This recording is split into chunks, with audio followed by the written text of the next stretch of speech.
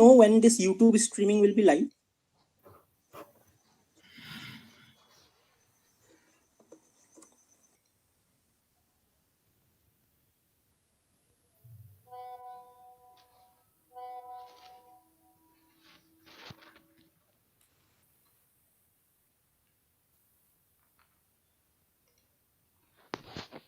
Started. Okay.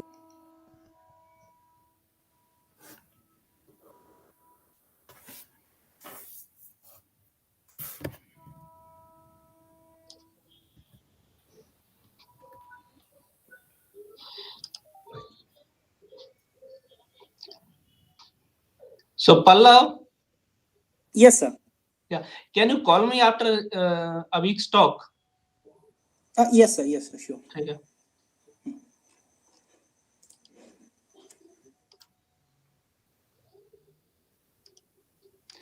इतना जल्दी क्यों बुला लिया इनको यार?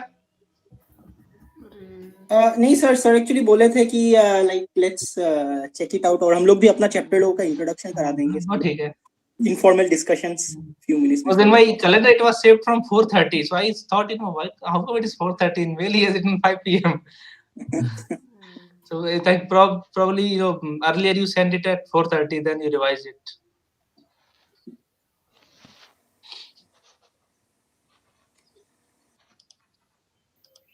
बाकी सबको भेज दिया इसी में, स्टूडेंट को, फैकल्टी को, सबको? हाँ सर, हाँ सर, इसी का हम लोग का जो RF एंड माइक्रोवेव वाला ग्रुप है और रिसर्च स्कॉलर ग्रुप, उसमें भी हम लोगों ने नहीं, सबको भेज दिया करो, यूजी स्टूडेंट को भेज दिया करो. हाँ सर. सर यूजी स्टूडेंट्स का कुछ मेल चैन हम लोगों को नहीं मिलता, हम लोग रिप्लाई देते हैं उन लोगों को. नहीं, रिप्लाई करें, उनका मेल ले लो और ब्रॉडकास्ट कर दो बस.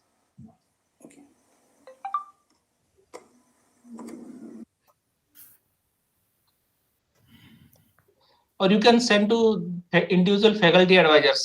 They will broadcast to their students.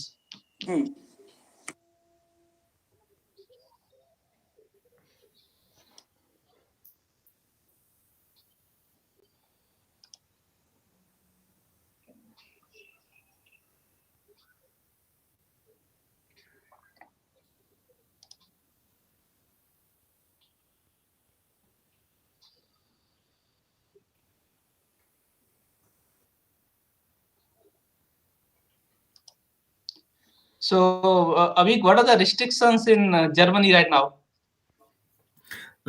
Pretty much there's not much actually. So we just have to wear a mask and in public transports and public places, that's all. But other than that, the schools, they are normal. I mean, so since last September, it's going on normally. And office and everything is normal. So basically, there is some 2G kind of restrictions where like only vaccinated, tested, and recovered people can join in. That's pretty much it. But there's no any restriction, like strict restrictions or lockdown is not there. So you have to carry this some vaccine card, right? Yeah, exactly. On the mobile, basically the digital certificate. Okay. Yeah.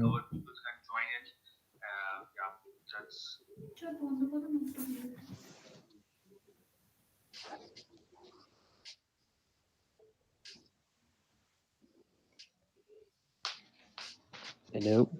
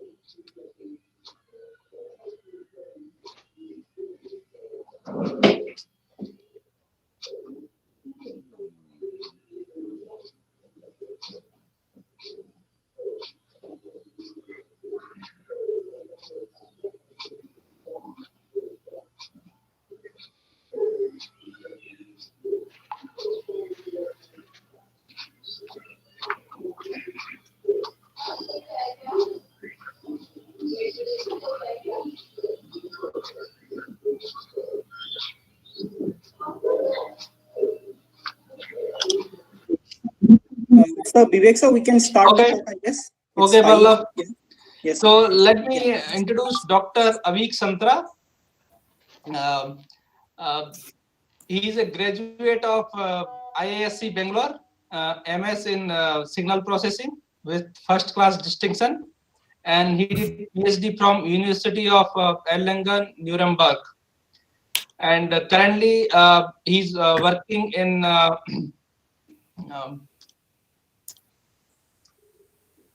Infineon Technology, Germany, Greater Munich metropolis area. So he is expert of signal processing and deep learning algorithm, solutions of radar and depth sensors for human-machine interface application. And earlier in his career, he has worked for us as a system engineer for LTE 4G modem with Broadcom Communication, and he has he is the author of book titled Deep Learning Applications of Short Range Radars, published by. He has also worked as a research engineer at Art Tech House. He has filed over 60 patents and published more than 35 research papers related to various topics of radar, waveform design, radar signal processing, and radar machine deep learning topics. And he's a recipient of several outstanding reviewer awards. He's reviewer of various IEEE elsewhere journals, and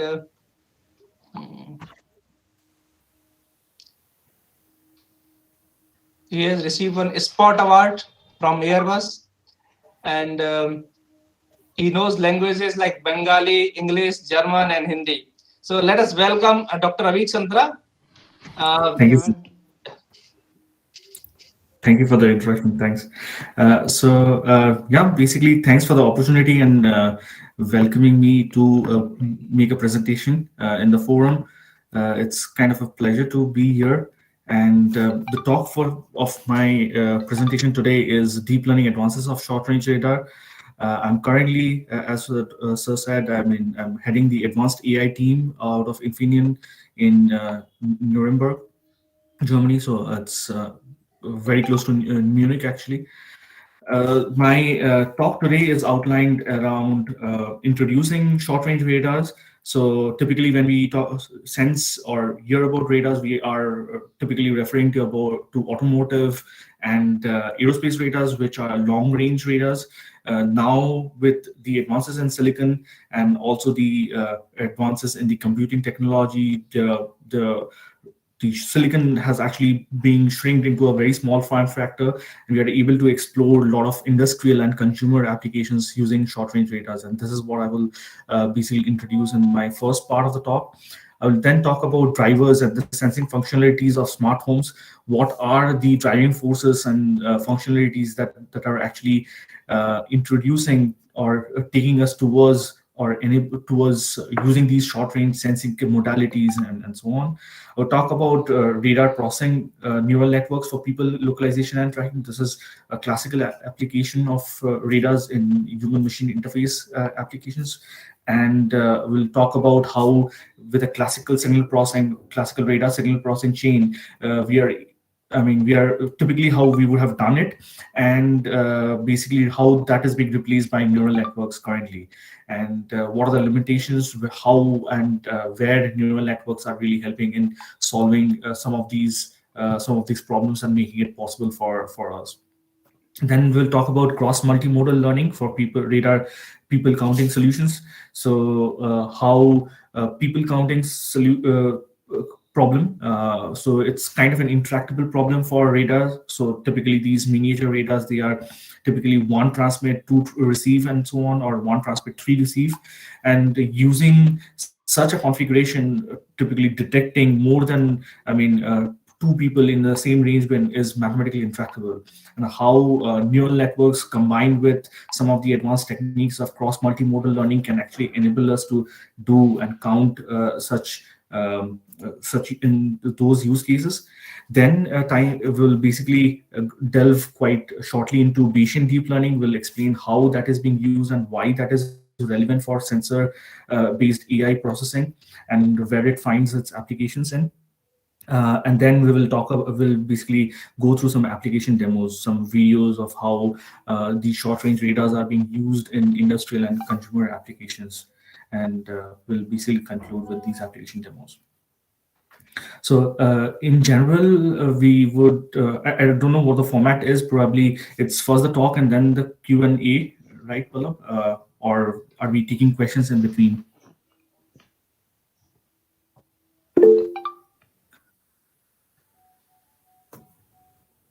Pallab, we are going with the talk for the first 45 minutes, right?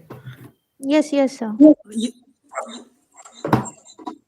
Okay, so so introducing short-range radars. I mean, so there are different types of short-range radars. One is the impulse radar. These are based on the time of flight principle and is basically takes the same principle as long-range radars, where the pulse or of a pulse is transmitted, and based on the round trip delay from the reflection of the target, basically the distance to the target is actually calculated, and that's done across a fast time, and then monitoring the phase of the signal across the slow time, which is basically across inter chirp.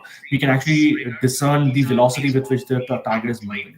And impulse radars are basically based out of that same principle, where a burst of pulses is transmitted and the round trip delay is calculated to basically find out what the distance to the target is. Then continuous wave radars, they are used by police for finding out the velocity of these for moving objects, like the cars and so on, whether they're speeding at a high speed and so on.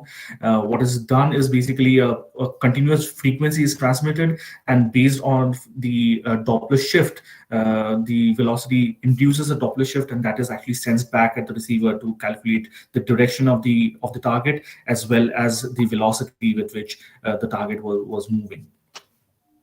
Then it's the frequency modulated FMCW radar. So typically, instead of a continuous frequency, so over time in the CW case, basically a continuous frequency will be transmitted. But in a frequency modulated case, an up chirp is transmitted or a down chirp is transmitted, which means we are changing the frequency in a very short period of time continuously. So within a short chirp duration, basically as the frequency is transmitted is increased, then it's referred to as up chirp, or the frequency is decreased, and that is referred to as a down chirp. And typically these waveforms, these are also called as linearly frequency modulated waveforms. They have nice ambiguity function properties, which leverage or make it very attractive for radar sensing and sensing kind of applications. And the other aspect of it is basically although the frequency bandwidth is quite high. For example, typically we are talking about 5 gigahertz, and so 1 to 5 gigahertz bandwidth. But at the receiver, by Nyquist's theorem, we know that needs to be sampled at twice is the sampling at the bandwidth. But basically, FMCW radars, they can be operated because of the mixer at the receiver. We can actually operate the ADC at a much lower sampling rate. That reduces the complexity of the receiver circuitry and makes it much more easier and simpler to handle. So in this case, what is done is a frequency chirp is transmitted out, and the red is basically the received chirp. And typically the distance to the target is manifested by the time lag or the time offset, and the Doppler is basically manifested by the change in the frequency, so across the y-axis, and this is typically estimated or calculated through the slew type. So over monitoring the phase across the chirps in a frame. Additional informations that can be actually discerned out of the radar system are the angle. So if there are two receivers or multiple virtual receivers, then we can actually estimate the angle with where the target is located, where the target is positioned, for instance. Also, the size, the object size, and the characteristics can also be estimated using micro Doppler signatures and then so on from the reflected target. Now, short-range radars, they are opening up a multitude of applications, as I mentioned. So some are position specific. So, for example, whether there is somebody in the room or not, on how many people are there in the room, they are the position-based applications. Then there are vital sign applications where we can monitor the heart rate and the and the breathing rate of a human being. Then the gesture and motion classification. So using micro Doppler signature, we can pin down what kind of activity a human being is doing. So basically, to make the human machine interface application much more intuitive and ubiquitous to the person who is actually being sensed. And also material classification, which are being used in many of these smart vacuum cleaners and robots, for instance. And typically, short range in radars in general, they have the ability of working in any illumination and operating environment. So, unlike cameras, for example, where you require a specific illumination conditions, also, for example, there are time of flight sensors which require a sensing modality which actually can transmit, and only then the sensor can work at all. But radars are quite illumination or weather pervasive in that sense, and that makes it quite attractive. The second aspect is privacy preserving. Of course, I mean, in the industrial and the consumer context, for example, using cameras are prohibitive, and they are typically not as I mean, people are quite cautious about using private or allowing cameras to be actually used in for such of these smart home applications. The other aspect is aesthetically concealed. So, unlike an ultrasound sensor, which requires a specific opening, radars can be concealed in a radome, and that makes it aesthetically beautiful as well in terms of the quality of housing and so on are concerned. And they are relatively smaller in processing and compute footprint compared to camera-based processing and so on. So, talking about position, there are, as I said, there are these presence applications, whether there is 0 or 1+ people. So it doesn't matter whether there is one or more than one. So we are basically interested in counting 0 or 1+. Segmentation is where you are basically localizing where people are seated in the field of view, and then the air conditioner or the smart music in a TV basically will steer the audio beam into the direction where the person is seated. So you need to really know, for example, where people are in which segment and which angular ring people are seated. Also counting the number of people to control the heating and the air conditioner, for example, if there are, so using people count through radars. Then there are vital signs, so remotely monitoring the heart rate, respiratory rate, and also in some cases, I mean, there are studies that mention that even blood pressure monitoring is possible. Also, glucose monitoring is possible using radars. So, although they are a bit more advanced upstream research, but basically, it has been shown that radars can actually reliably sense the heart rate and the respiratory rate for any person who is uh, either lying down on the bed or basically front of the computer and working. Then there are gesture and motion classifications. For example, gestures to control volume, or for example, the console of the dashboard of the automotive system, using simple gestures. Elderly fall detection, so sensing the micro Doppler signature of the human fall and triggering an alert, for example, that there has been a fall. So those are motion classification problems. Then there are quick motion sensing, for example, without using the keys to open the trunk of a car, basically just using the kick to basically open the sensor, or basically the trunk or the door of a car. Then there are material classification applications, which actually, where the robot basically will understand or will sense the floor, what it is mopping, whether it's a carpet, a tile, or laminate, and it will change its cleaning pattern based on that. Then there are also, it can sense basically if there are liquid on the floor, and it can actually navigate around it, navigate through it, and basically avoid any damage to the sensor and the system.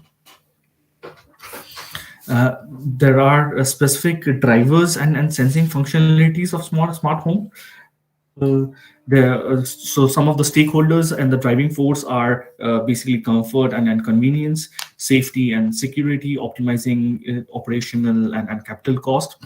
Also, there are environmental driving factors, forces, which are energy conservation, reducing carbon footprint, and maximizing equipment lifetime. So as you can already sense, basically smart home applications, I mean, using radar sensors or any other sensors for that matter, I mean, we can sense or profile the room for at the particular moment, and use that as a feedback mechanism for controlling the HVACs and the utilities in the appliances in the smart home space, basically.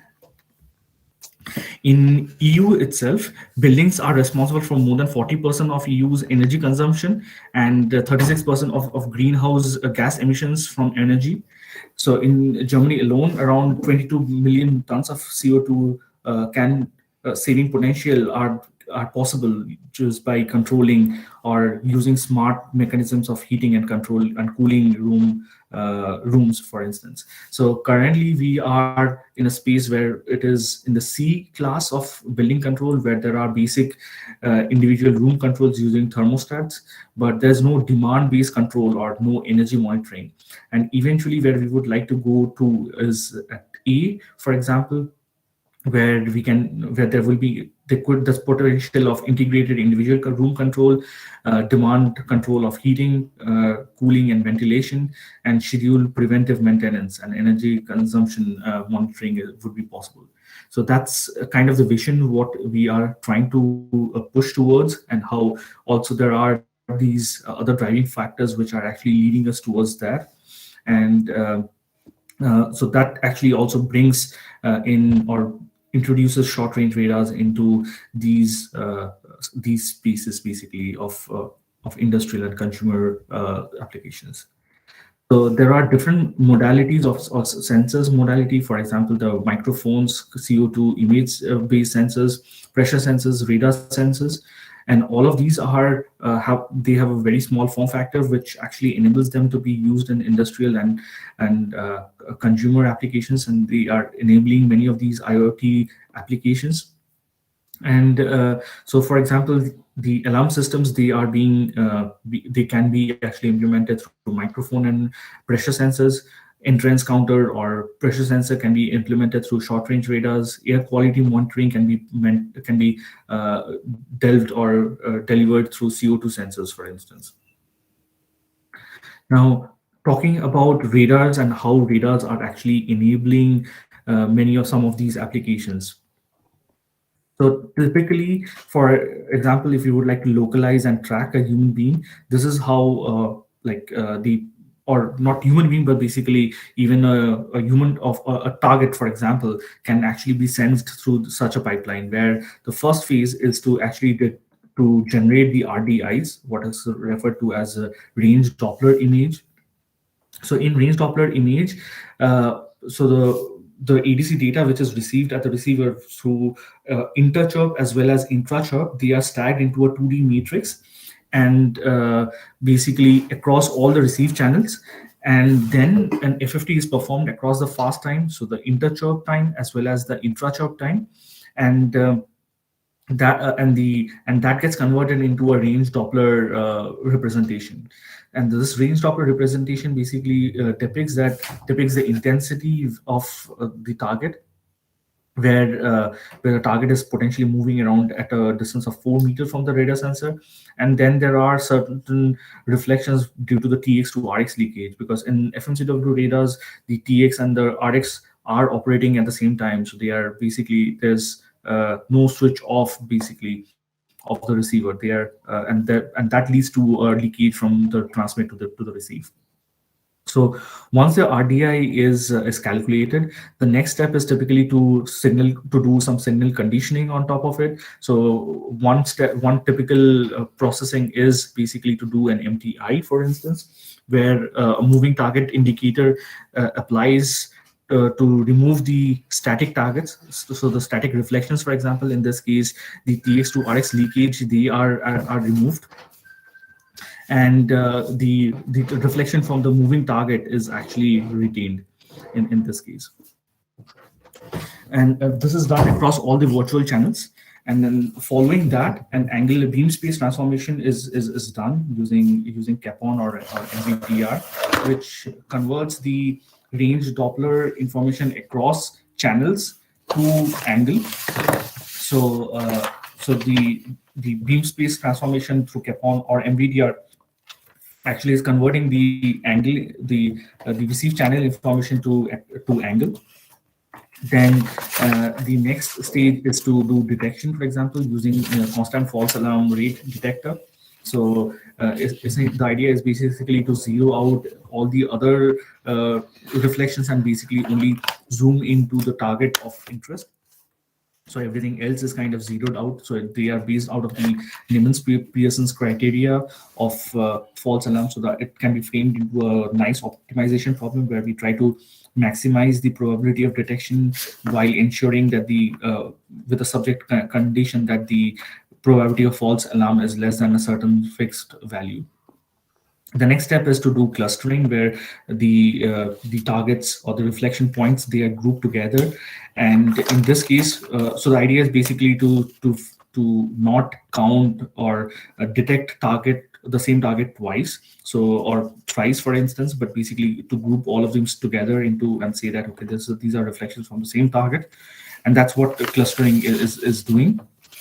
And also the idea in this case is, or the reason this is there are multiple reflections from the same target is because these targets, these reflections, they are basically being caused due to high resolution radars, as well as the human targets, which are typically doubly spread. They are spread across range as well as Doppler. The next step is to do parameter estimation followed by tracking. So the tracker basically essentially captures the information or value or keeps a history of the target evolution over time. Now, to explain why the tracker is important. So, for example, in this case, these are range, speed, and angle of the various targets which have been detected in the field of view. In this case, I mean, there are two targets. One is a person actually moved into the field of view, and then he was around 4 to 5 meters in the field of view. But and then after a certain point of time, another person moves in and actually is moving around 2-meter distance from the target, and they are making tangential movements across the target, which can be actually also which is actually visible quite a bit from the angular space, where one target actually moved from -60 to 60 and so on. But with just these detection plots, it is very difficult to really decipher what has really transpired in the scene. Also, there are a lot of ghost targets because of even though we do apply the MTI, which removes these static targets like these furnitures and walls, but they are still imperfect. I mean, like there will be multipath reflections that will introduce ghost targets. There will be misdetections due to occlusions and so on. And the sense of nonlinearity also will introduce inaccurate estimates, for instance. The tracker miraculously kind of removes all of these nonlinearity and smoothens it out. I mean, there are, you can actually really decipher that there were two targets in the field of view, that one target actually moved in and then was actually at 4.5 meters, and then he was actually walking tangential to the radar, going from -40 to 40 and so on, and so does the other person after a certain point of time. So it's basically the tracker kind of smoothens and basically clears that up to a great extent. However, I mean, the tracker, of course, is not perfect. I mean, garbage in is garbage out. I mean, we need to also ensure that the data fidelity is also quite good in terms of what we are actually providing into the tracker. So there are various challenges, and some of the proposed solutions using deep learning where we can actually really fix and how we can actually solve is something that I would present now. So the low signal to noise ratio typically limits the number of human targets that have been detected. There would be misdirections and target occlusions that will occur. There are false alarms and those targets. So as you can see in this case, I mean, the human being is actually walking. He's the only person who is in the field of view where the sensor is mounted on top of this board. But there are reflections, the red ones, with there are reflections from the wall, which are introduced due to multi-path reflections and so on. Then, due to these signal processing algorithms, there will be target split and merges due to clustering. So, I mean, because they are tied up to some hyperparameters, basically, if we are, once we are choosing these hyperparameters to some for some of these targets, they will basically appear split, and for some of them, they will appear merged together into by the clustering algorithms. Hyperparameters is another factor.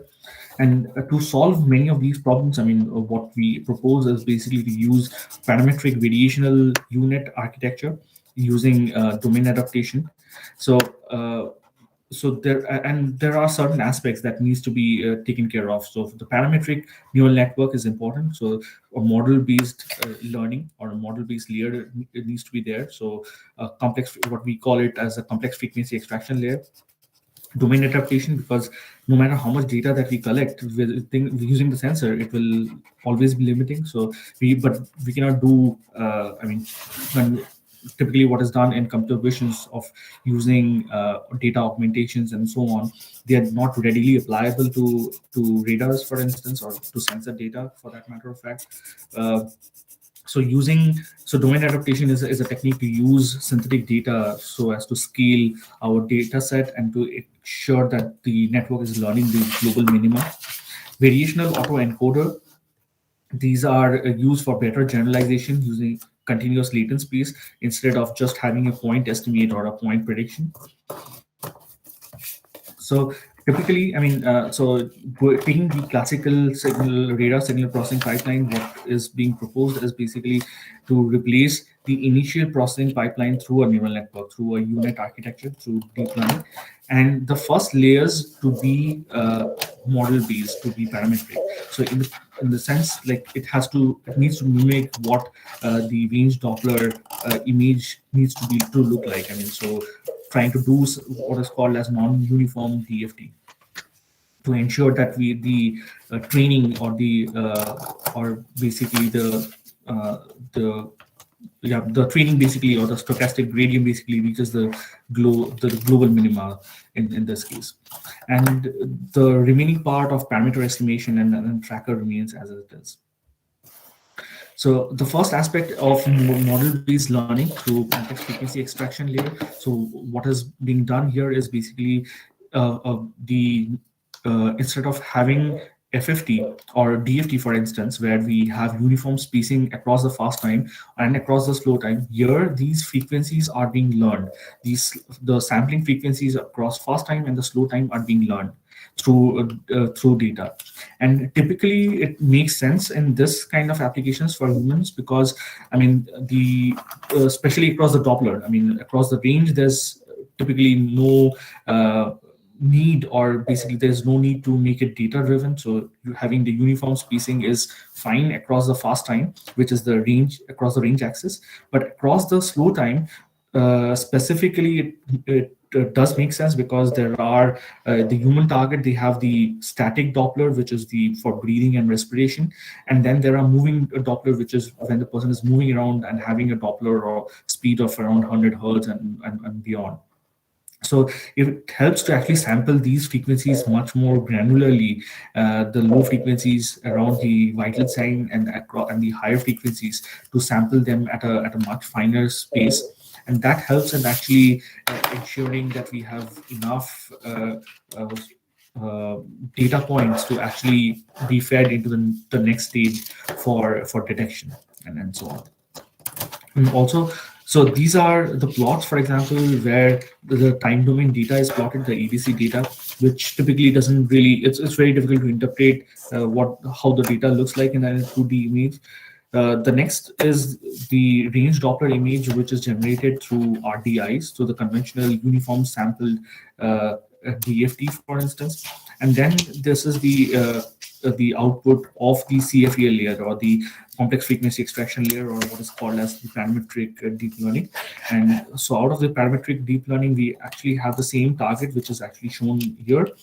But actually, there's an advantage of making it data driven and also having this non-uniform sampling is these side lobes or these artifacts that you see from in the conventional RDI, they somehow tend to be much lowered and they tend to vanish using these data driven and basically parametric neural network basically.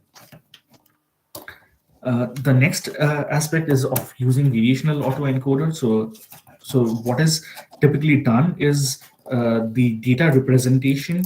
So taking the raw ADC data, they are represented into a latent space, and the latent space is actually of 64 to 128 dimension, for instance.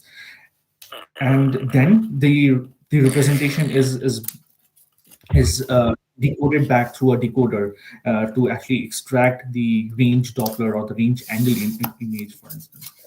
Now, using the normal autoencoder typically would lead to a space something like this, where there are, the latent space is not continuous. So there is one group of target, then another group of target, another group of target, and so on. And they are quite spread out. But something in between is unknown. I mean, we cannot quantify what or what typically represents this space, and that is typically a problem. So instead of that, what the variational autoencoder does is basically it learns not only a latent vector, but in the bottleneck layer, but it actually learns the distribution. It learns the mean and the variance, and also ensures that the latent space is continuous. So by ensuring that the latent space is continuous, helps in generalizing, and also tries to force continuity in the latent space, avoiding overfitting and making the features quite robust. So because during deployment, for example, if there is a data time domain data which falls somewhere in between, there is high likelihood that it will lead to a garbage output basically. Whereas in this case, if the latent space is continuous, that it actually ensures that there is a certain tangible meaning or a tangible range Doppler or a range angle output that can actually be calculated or basically generated out of the decoder. The next aspect is of synthetic data generation. So typically what is done is, so the Victor chains model, which has around 14 key point that is used to represent a human skeleton. And typically, so this is the real data using the sensor itself, the physical sensor, and this is the synthetic data which is actually generated out of the 14 key point human target model. And although the data point, the range Doppler image, they look very similar, but there are a lot of artifacts and they typically are not the same. So so if we just augment our data set with the synthetic data, typically the training doesn't converge, or basically it leads to issues. So what is in turn done is to use a trick called domain adaptation, where the neural network is trained on synthetic data, and then all the weights on the neural network, they are penalized through some regularization factor so that they try to find the local minima which is near the local minima for the synthetic data. And so graphically, to understand what is being done is, say, for the task A, using synthetic data, we basically find the local minima, which is represented as theta A in this context here. And then we introduce penalties. I mean, so in this case, it is an L2 penalty, which basically will allow the network to find the optima, but which is around the neighborhood of theta A. So the white plot here basically represents basically the second task, in this case, which is the training with the real data, with the real sensor data. And typically typically it tries to finds the global minima within the neighborhood of theta A. Now, coming to the results, so some of the parametric variational autoencoder, using the traditional signal processing chain of OSCFA and DBSCAN, it leads to an F1 score of around 0.61, whereas using variational autoencoders with complex frequency extraction layer and domain adaptation, we can actually improve the F1 score quite substantially to 0.8 and so on.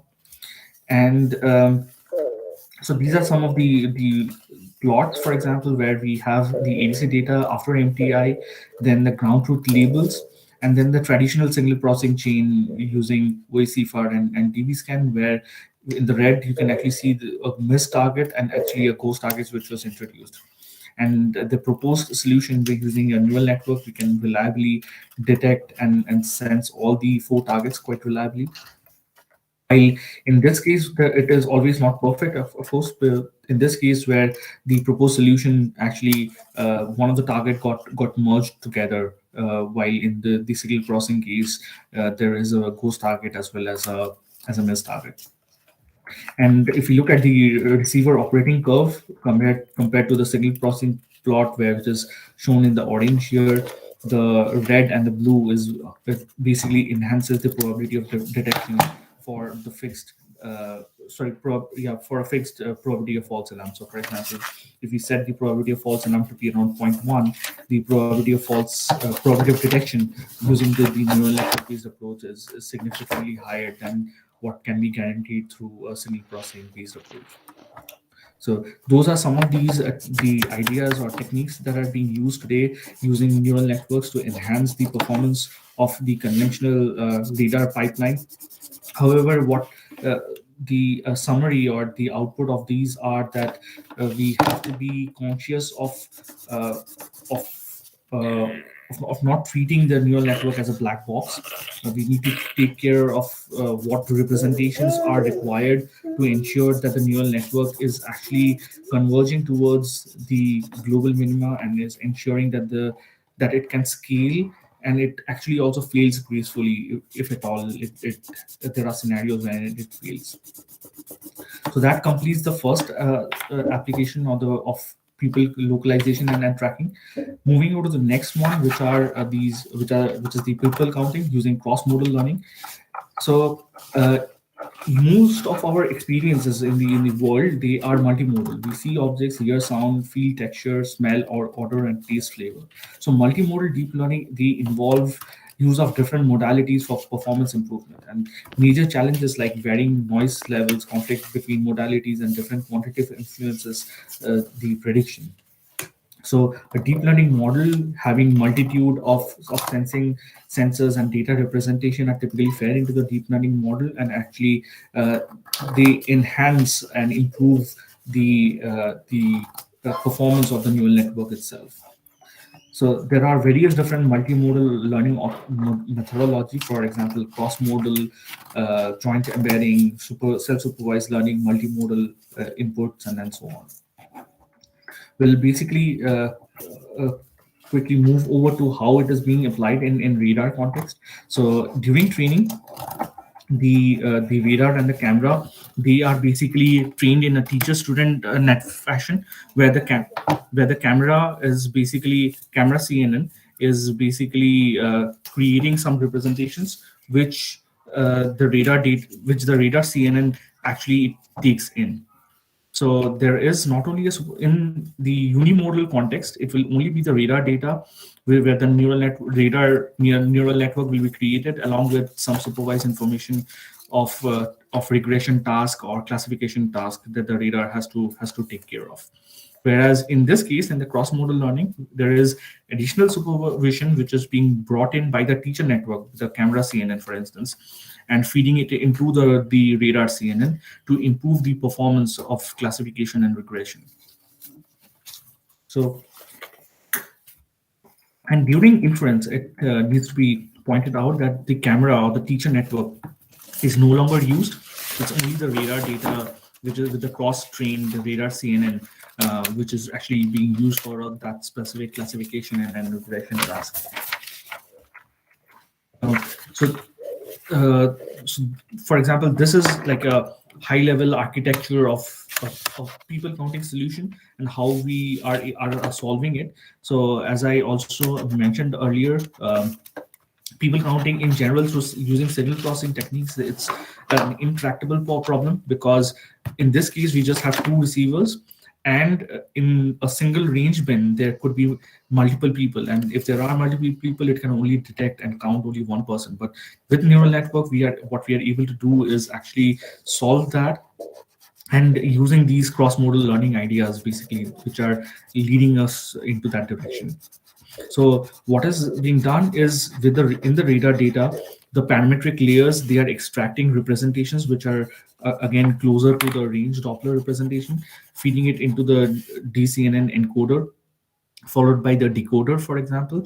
And these are actually, we are trying to reconstruct the heat map which is generated from the camera. So in these cases, we call it radar data acquisition lab, which or kits basically, where the radar and the camera, they are co-located, and the camera is also sensing the same scene as the radar is at a particular point of time. And then the radar and the camera scene is fed into a neural network. In this context, we took the parity affinity network, which is a specific vision based model. And these parity affinity network, they detect a human being and basically localize their key points, the 17 or 18 key points in the human body.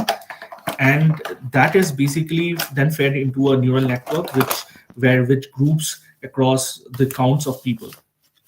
And so this forms the teacher network, and the teacher network is feeding in supervision into the radar CNN, for instance, through these embedding layers, through the TSNE layers. They are basically feeding in the information across. Also, they are feeding in through these heat maps. For instance, they are basically creating these reconstructed heat maps. So these are how the radar data looks like after an MTI for a single static person and a moving person, for instance.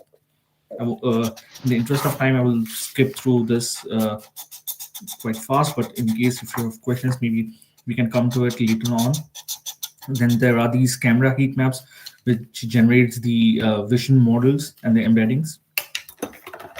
And the heat map reconstruction. So we basically have a Gaussian filter, which we are actually introducing on the output of the neural network, the part affinity network, which actually localizes the key points of the human body. And then we are basically making it into a representation which the radar can learn. So using the Gaussian filter. And now, interestingly, these are the reconstructed heat maps from radar, and these are from vision-based model. Now, as you can see, in the same range bin, there are two people who are being localized, which is typically not possible using just the normal signal processing chain. And in this case, even up till 3 people are being detected in the same range bin. So we just have 2 receive antennas in this case, but the reconstruction heat map is capable of generating or localizing these 2 people, or even up to 3 people in the same range bin. These are going a bit deeper into these loss functions for the similarity and the TSNE loss functions. And what I wanted to illustrate is basically the advantages of doing the cross-modal learning. So compared to unimodal learning, where the accuracy is only around 57%, the predicted accuracy goes up till 71% if we introduce the cross-modal learning. So of course, this is 71% is still not an industry relevant problem, but basically there are other aspects like the Bayesian deep learning that helps us to reach the 95% plus accuracy. But basically it demonstrates basically the advantages of going from unimodal learning to cross-modal learning, where we are able to count number of people quite more accurately. We gain up till around 15 to 20% more using the cross-modal aspect, compared to the unimodal learning. So going over to the next topic of Bayesian deep learning. So there are multiple uncertainties, like reducible uncertainty, which is also known as epistemic uncertainty, and they typically limit with infinite data. So typically, deep learning is misconstituted as only a data-driven approach, specifically for sensors. There are other aspects that needs to be taken care of. So one aspect definitely is the reducible uncertainty. So given more data, we can actually improve the model. So For example, in this case, these areas, they didn't have data. So if you feed in more data, the neural network model can actually approximate it much better in those regions. So that's the epistemic uncertainty. But sensor data typically has to deal with another uncertainty, which is aleatoric uncertainty. And this is something that needs to be taken care or handled by the system design itself. And that's the aleatoric uncertainty. So these are noise in the labeling process. There's a noise in the measurement due to sensor measurement noise, occlusion, ghost targets, and they persist even in the limit of infinite data. So even given infinite data, for example, in these cases, I mean, these uncertainties will still remain. So this was a case of 4 people, people counting data, but there were ghost targets, there were misdetections, for example, and you have to. So during the training, there are still possibilities with a human in the loop. You can still remove such of these data set from being fed into the neural network. But during inference, when you are live running the system, you still have to handle these data to ensure that the system doesn't break. That's where the Bayesian deep learning comes in. So typically, how we envision is the blueprint of any sensor AI solution will have a detection logic.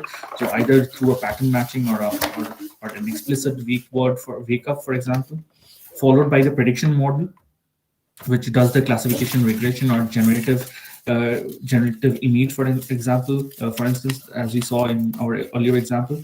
And then there would be post handling, which typically requires aggregating the likelihoods through tracker or through Viterbi or finite state machine. And that is important in handling all these aleatoric uncertainty, which doesn't reduce even with infinite data.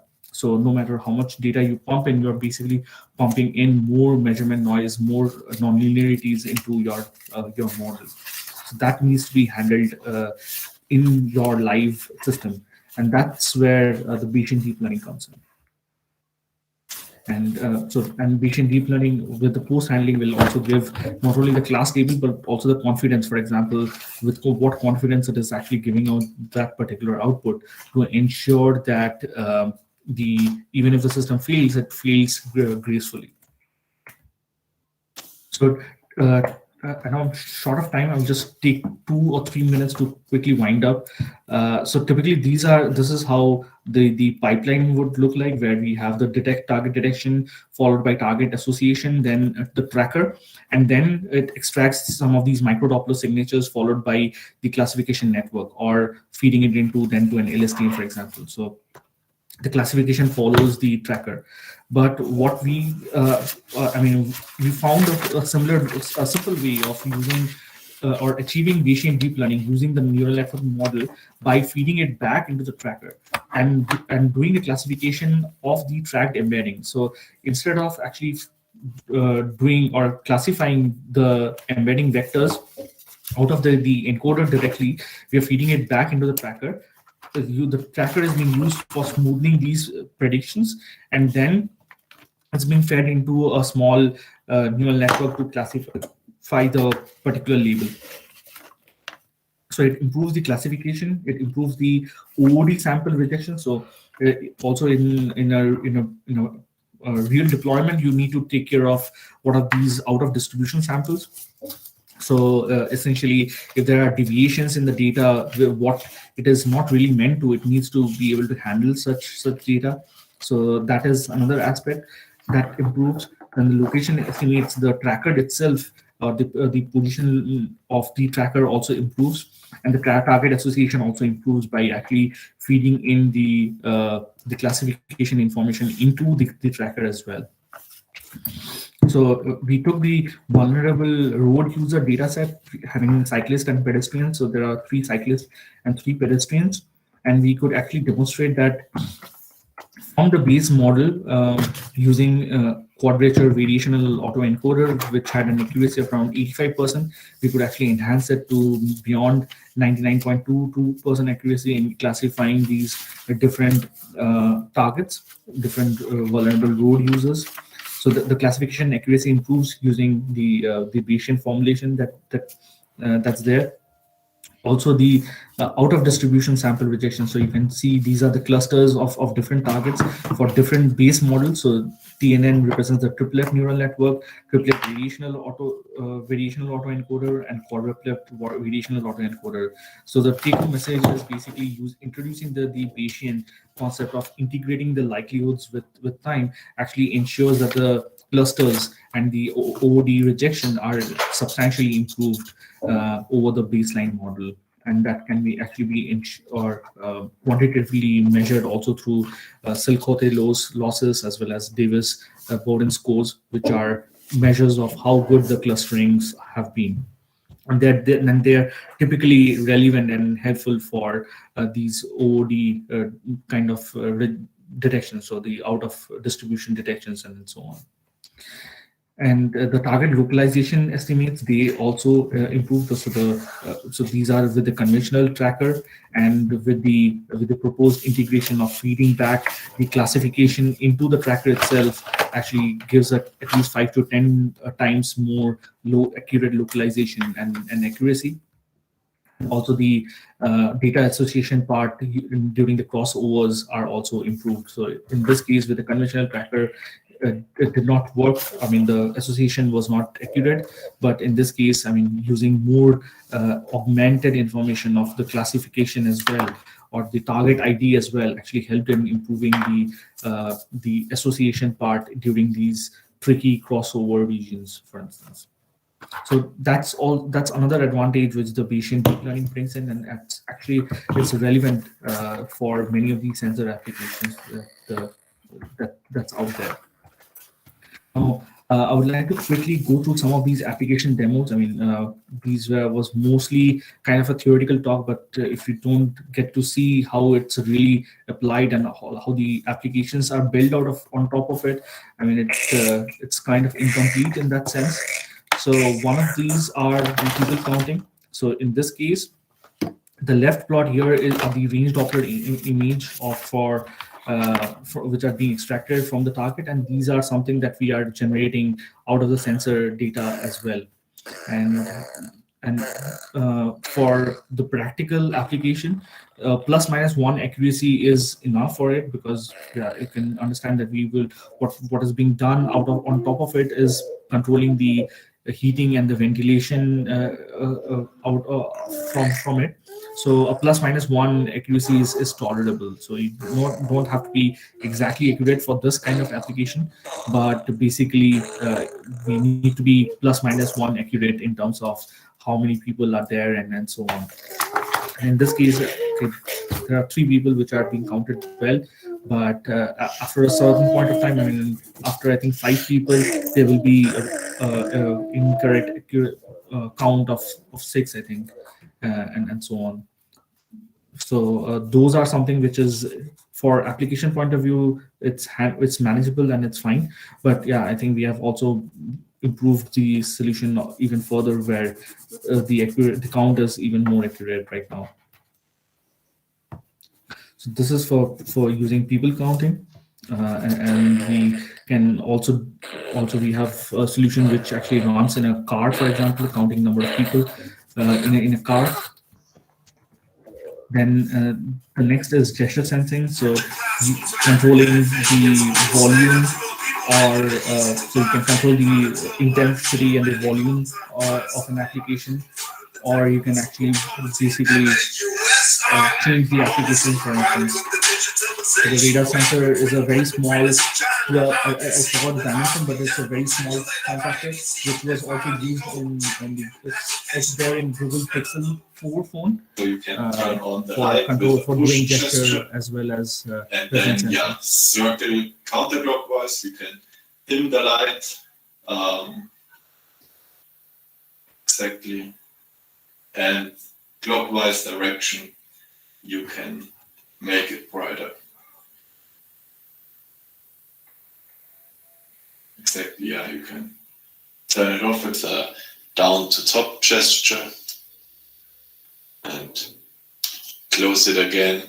You can switch to the next video, right? And also the previous video. So you see that all the swipes are basically still working. You can pause the video with this finger waving, and yeah, of course, continue the video. Now start doing circle in clockwise direction and the volume increases. Or I can also do it in counterclockwise direction, and you see the volume is decreasing. So this was Exactly. pressure sensing, and then this vital sensing. For example, in this case, the radar is actually mounted around 1 meter to the sensor, to the person who is sitting in front of the computer, for example. These are the extracted heart rate or the heart signal, and the ECG sensor is a reference sensor which the person is actually holding in his hand, and it has a different update rate than the radar sensor, which is updating every 5 seconds, but the ECG sensor updates every 30 seconds.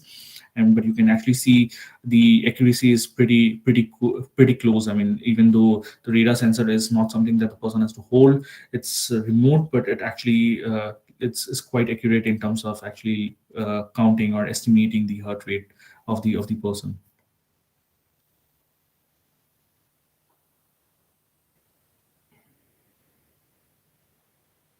And the respiration. So basically, the heart rate is in the current solution that we are actually benchmarking. It has around 2 beats per minute accuracy with a certain standard deviation. I think standard deviation of around 3 or 4.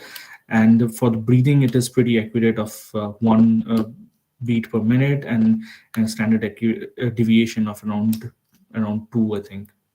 Meaning that even though it's remote, but these vital parameters are quite reliably estimated. And the other important part is, for many of these consumer applications, it needs to also ensure that the random body movements are certainly taken care of. I mean, either through rejection, or basically needs to be handled somehow, which also is something that the system is doing inherently in the pipeline. Then basically, quickly, the last application is for people tracking, where, for instance, I mean, you can actually, the radar is actually mounted on the laptop, and basically it's an anti-peeking kind of a solution which tries to check, for example, if somebody is stealing their password and so on. And in this case, I mean, it's been implemented through Tracker, which actually ensures or basically shows, okay, there are 2 human targets which have been detected and being tracked over time.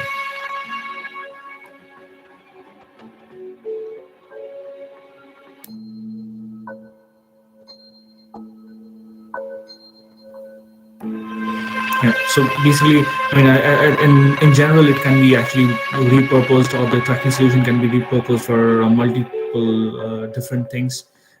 But basically, it actually goes on to show how the human tracking solution would look like.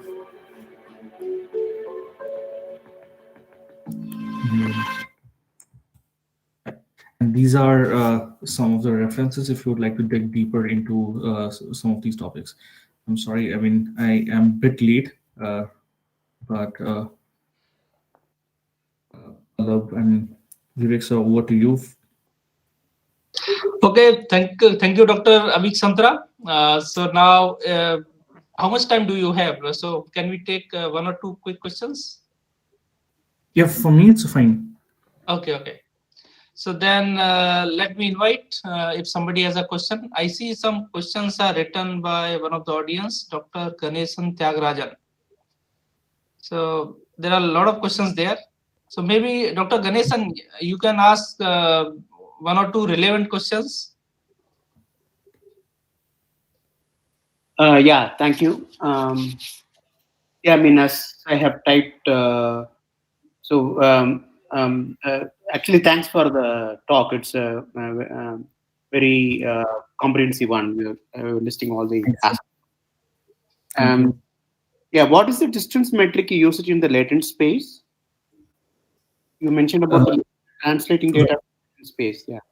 Right. What is the metric you mean? Distance metric. Yeah. Distance metric. So we typically use the typically the Mahalanobis distance are used. I mean, where which is basically taking or trying to find the distance between a point and a distribution. So that is typically one of the metrics that are most commonly used. Okay. The Mahalanobis distance. Yeah. Okay. Thank you. My next question is, how sensitive are the autoencoders for the target RCS? Like the target can have different RCS. And Right. training with one type of RCS, will it work for a slightly different RCS? Right. Yeah, exactly. That's a very good question. So, I mean, so basically, I mean, the RCS part has to be normalized. I mean, we need to ensure that the data representation that we are feeding in, the EDC data, which is going into the neural network, even for the autoencoder or the variational autoencoder, that needs to be normalized, ensuring that the RCS is calibrated out. Otherwise, yeah, there are imperfections and basically issues due to these RCS and so on of the target. Okay. And in your experience with people counting, does the type of clothing makes an impact on the performance? No, we have not seen issues with that actually. So we are using a 60 gigahertz radar as well as a 24 gigahertz radar sensor. For these, we have not seen any impact due to clothing as such. Okay. Can I ask more questions? I have more questions. If there is time limit, I'll stop here. Otherwise, I can go on. Yeah. Sure, I think. Okay, I'll ask one more question. What is the typical transmit power used for the short range radar and the EARP? I'm talking about EARP. So the conducting power is around 13 dB. I mean, so typically, like there are specifically for the 60 gigahertz radar. So there are the FCC regulation of the is being finalized right now. So which will be used worldwide.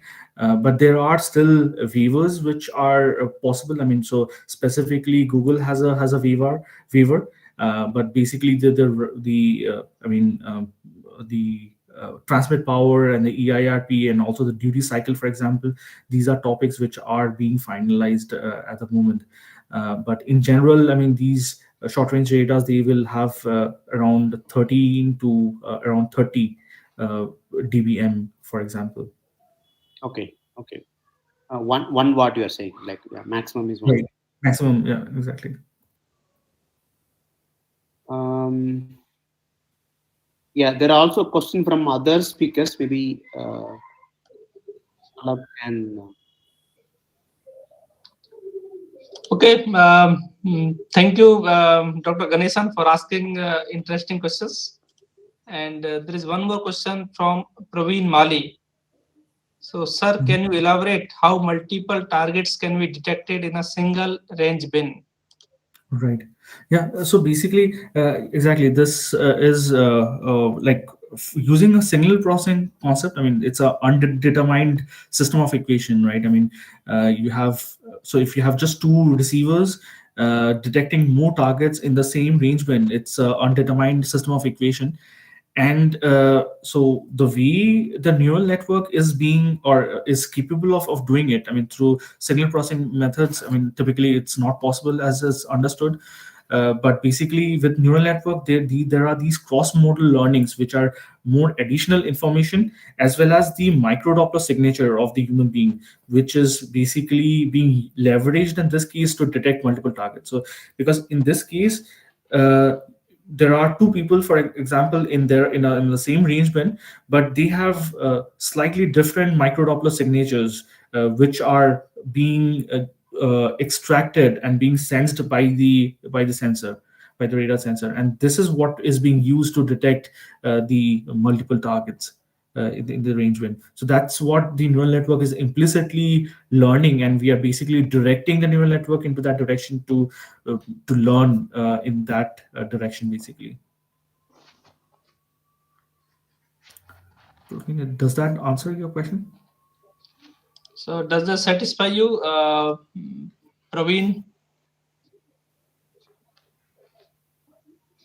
Okay, good. Thank you. Okay, if there is any other question?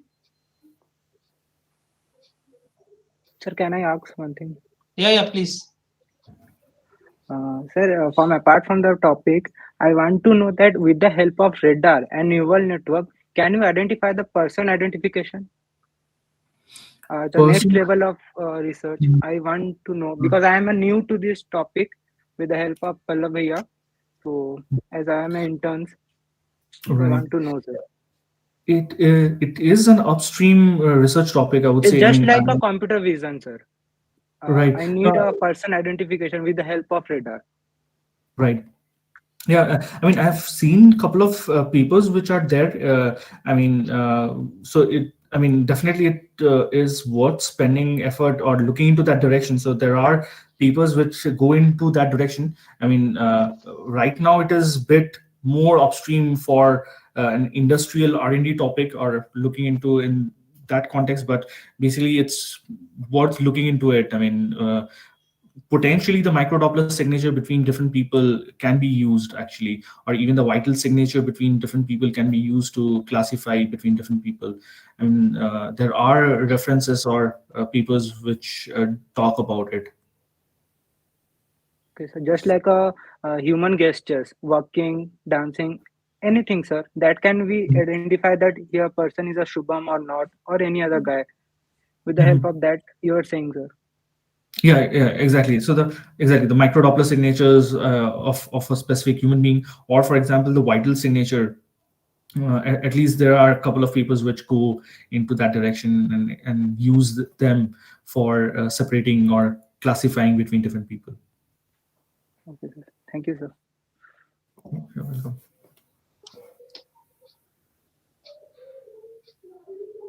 Okay. Okay, Subham. So I think I can add a bit. Basically, when you identify a person, Yes, sir. it should give you a consistent result basically. So the body itself is changing, right?